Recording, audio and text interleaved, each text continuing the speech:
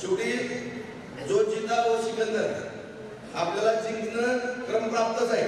काही जरी झालं तरी आपल्याला जिंकावं लागणार आहे, बरोबर आहे. आणि आपण जिंकल्याशिवाय पुढचं 3.5 वर्ष सुरू नाही. नीट समजून घ्या. आता जिल्हा परिषदला जर काही गडबड झाली तर तुम्हाला पण माहिती आहे, समजून घ्यायचं. आपण आपल्या गोष्टी समजून घ्या.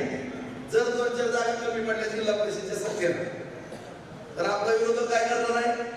लगेच पुढे जाणार. मी आहे तुमच्या पाठीमागे, तुम्ही येऊ नको म्हणलं तर कुठल्या टाकात बसायची ही परिस्थिती आहे. त्याच्यामुळे आणि सगळ्यांना जे भाऊन आता म्हणलं मोकळी द्या, आणि माझी पूर्ण मोकळी द्या.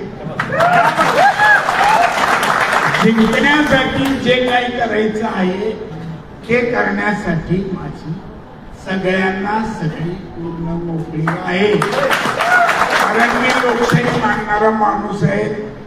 40-45 वर्ष झाले.